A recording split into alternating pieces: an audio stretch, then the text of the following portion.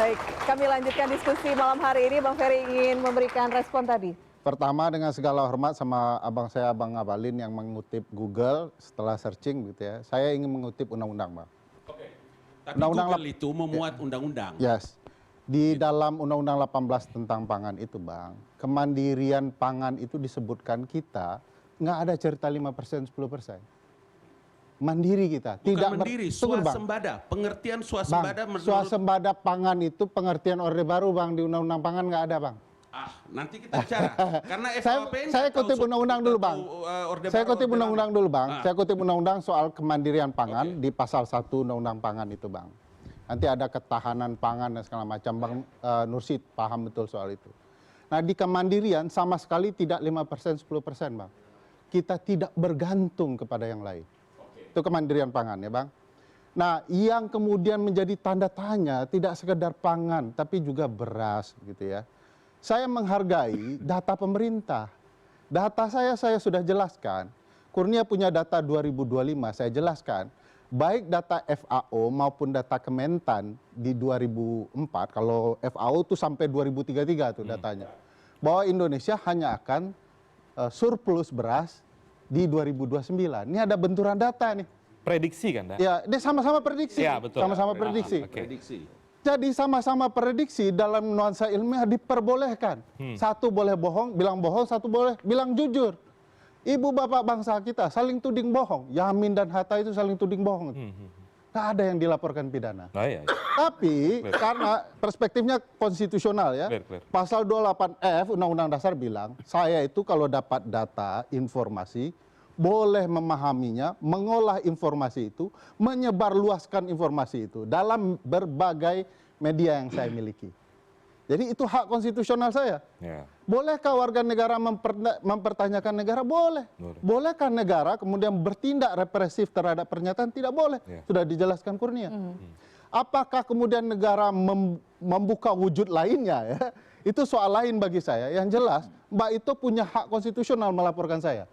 Tetapi sebaik-baiknya dalam menjalankan hak adalah terbuka juga kepada publik.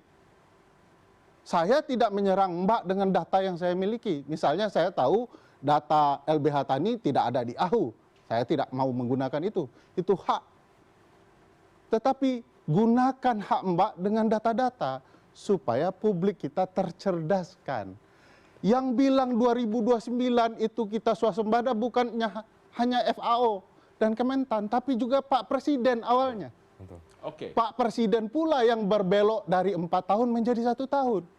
Belum 1 tahun saya sampaikan. Ada instruksi-instruksi Presiden sebagai kebijakan tata usaha negara yang tabrakan satu sama lain.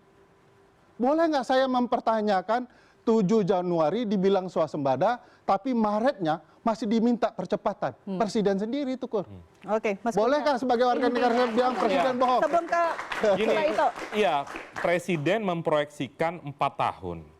Namun kalau realisasinya bisa terjadi sebelum 4 tahun, apakah ada yang salah di sana? Nah, kan itu pertanyaan mendasarnya. Itu nggak masalah bagi saya, Ya, Kur. betul. Cepat, bagus, rakyat kita senang. Makanya, pertanyaan saya, betul. 7 Januari bilang swasembada, tapi masih keluar instruksi di bulan Maretnya untuk percepatan swasembada. Mungkin yang mana yang benar? Karena tadi udah, swasembadanya. karena tidak semua komoditas pangan itu mengalami swasembada. Itu fakta dan saya tidak menafikan Nah, makanya itu. jujurnya Presiden kan akan bilang, kita swasembada ayam, kita swasembada telur, kita swasembada yang lain.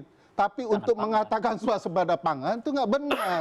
Inilah dasarnya kami LBH Tani Nusantara bahwa statement Bang Ferry ini adalah narasi yang menyesatkan. Jadi di setiap argumentasinya sering banget menyatakan Presiden harus diturunkan. Itu yang Ini buat soal kita- swasembada pangan atau soal penurunan? Ini lain lagi di. Itu kan ini Bang. Ya kemana lagi? Nyambung itu. Saya nggak pernah bilang nurunkan, saya bilang impeachment. 2 hal yang berbeda itu. Turunkan Presiden, ada loh Bang. Itu Bang Saiful Mujani itu. Lain orang, lain Sebentar. subjek. Jadi konteksnya Mbak Ito. Jangan ke sana juga. Baik, Kita sekarang ini bicara sebenarnya soal kita ingin swasembada. biar clear begitu ya. Iya. Maka, Karena lain lagi Anda Iya. mewakili laporan dari masyarakat, LBH Tani Nusantara ini ada keresahan di sana, tapi ini terkait pangan atau terkait ada isu yang lain lagi yang dilaporkan. Nah. Clearnya ke pihak kepolisian seperti apa, Mbak Ita? Narasi menyesatkan, jadi itu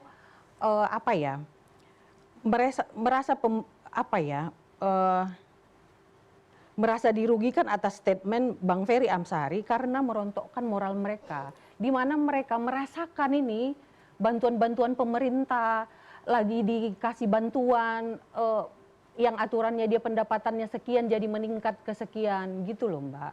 Oke. Merontokkan moral itu kan barang tidak berwujud ya, Mbak. Bagaimana saya bisa mendefinisikan ucapan saya ini merontokkan moral Mbak, ucapan Mbak tidak merontokkan moral saya?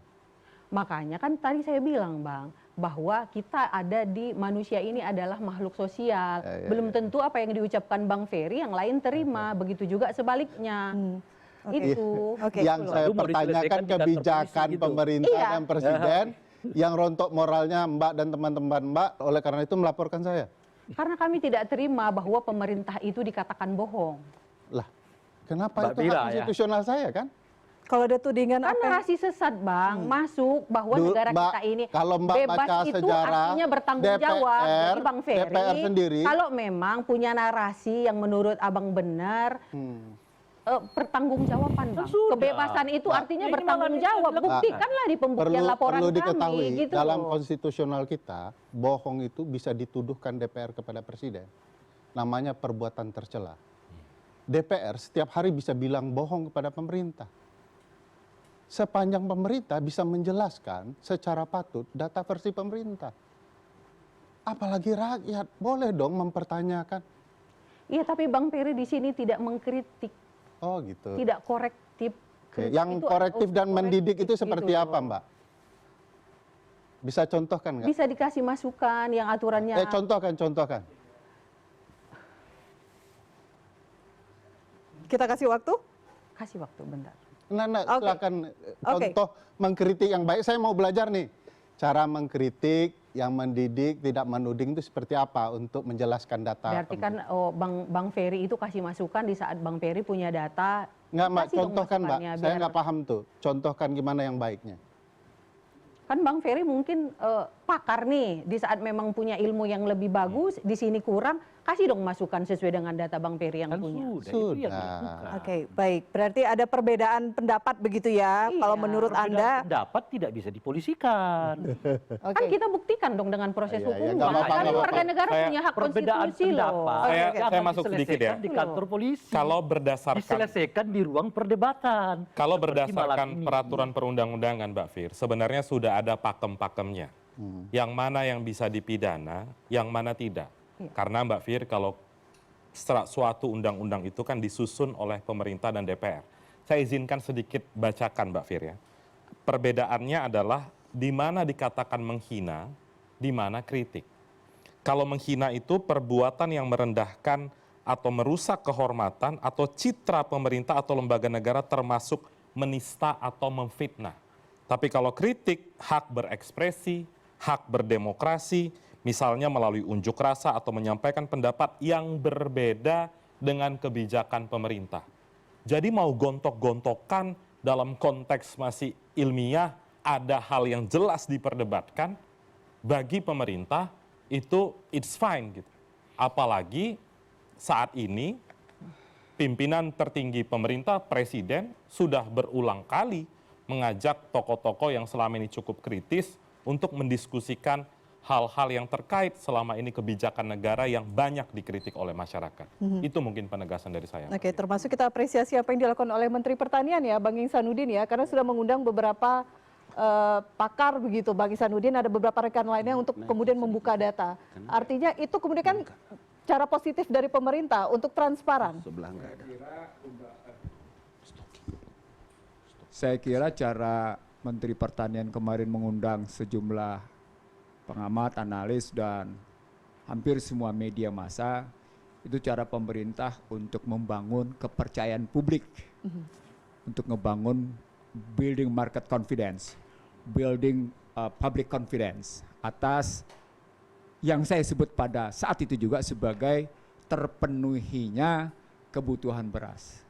Yang saya bilang ini kemandirian beras, bukan kemandirian pangan. Tadi sudah disebut sebagian oleh Ferry, misalnya kita masih tetap tergantung pada bawang putih, pada daging, pada susu, pada kedelai misalnya. Contohnya begitu gitu ya, contohnya. Itu yang pertama. Yang kedua, ketika dijelaskan oleh pemerintah misalnya tentang alih lahan, nah di situ kelihatan problematiknya soal penurunan lahan dan berkaitan juga dengan yang namanya daya beli petani. Kebetulan saya mempersoalkannya memang soal produksi beras, NTP, PDB, dan daya beli petani. Bapak perlu tahu, yang kita ributkan sekarang ini soal data swasembada beras, pada hakikatnya belum memperbaiki apa yang disebut dengan akses pangan sehat menurut FAO. Saya ikut-ikutan ngabalin nih sok-sokan FAO. Gitu. Padahal buat saya FAO itu tidak ada papanya untuk bicara ini. Tidak dong. Saya lebih suka, sebentar. Tidak dong. Saya Bang. duluan dong. Iya Bang, oke. FAO itu mendikte. Undang-undang pangan itu tidak dikehendaki oleh FAO dengan menggunakan istilah kedaulatan pangan. Itu mesti tahu riwayatnya. Yang ngomong kayak gitu masa menteri. Ya, Satu. Yang saya di kedua, DPR bahas sebentar, itu, sebentar, DPR. belum selesai, jangan dibahas dulu. Iya. Yang kedua, FAO menyatakan betul ada swasembada, tapi daya beli ambruk. Biaya tersembunyi tidak terpenuhi. Maka saya tanya kepada Pak Amran, NTP gimana? Dijawab oleh Pak Amran. Ini lagi-lagi perdebatan soal data ya. Perdebatan soal data. NTP naik 125,35. Yeah. Saya diam. Yeah. Karena saya tidak ingin memperdebat lebih dalam. Padahal ketika NTP itu adalah agregat, maka kita harus membedakan subsektor. Subsektor mana yang sungguh-sungguh mencapai 125,35, daerah mana yang NTP-nya juga tinggi. Kenapa daerah juga masalah? Karena menyangkut soal geografi dan soal akses, gitu loh ngelihatnya. Nah di sini kelihatan bahwa yang namanya padi sesungguhnya konteksnya adalah soal tanaman pangan, NTP-nya itu di bawah 100, 99,86, tidak sampai 100. Itu data BPS, gitu ya, contoh ya, data BPS. Yang kedua, perkebunan rakyat. Itu pun minus 98,75. Kenapa? Karena harga sawit sedang jatuh. Lalu siapa yang menikmati? Yang menikmati hortikultura. Siapa itu? Cabai sama tomat. Gitu ya. Baik, Bang Ihsanuddin, kesimpulannya apa? Karena kita harus jeda. Kesimpulannya adalah ada beberapa data yang bisa diterima secara makro. Oke. Dia berhasil membangun kepercayaan publik. Tapi ketika dirujuk Mic-nya di dalam, tolong, Bang. ketika dirujuk di dalam, ada problematik mendasar yang tidak terselesaikan. Misalnya soal dibilang, soal petani, saat itu Pak Amran bilang, petani bahagia. Petani mana yang bahagia? Jenderal iya. Tapi begitu kita selisih subsektor, enggak juga. Yang kedua, ketika dibilang PDB 5,78 sebagai PDB tertinggi, nanti dulu. Karena sesungguhnya ada problem, satu pertama, banyak petani beras yang statusnya produktivitasnya rendah. Saya simpulkan artinya ketika ada pertemuan dengan masuk Menteri pada produktivitas Pertanian, rendah itu, ternyata gitu datanya ya. juga belum bisa menjawab pertanyaan-pertanyaan besar yang diajukan oleh pakar atau pengamat. Saya mengajukan. CNN kemudian satu-satunya wartawan yang bertanya pada saya adalah CNN menyangkut soal harga eceran. Yang saya bilang pemerintah menghadapi dilema. Artinya Anda belum puas dengan penjelasan Menteri Pertanian? Ya karena kemudian memang makro jawabannya. Oke, tidak kita jeda detail. dulu Bang Ihsanuddin. Kami kembali sesaat lagi.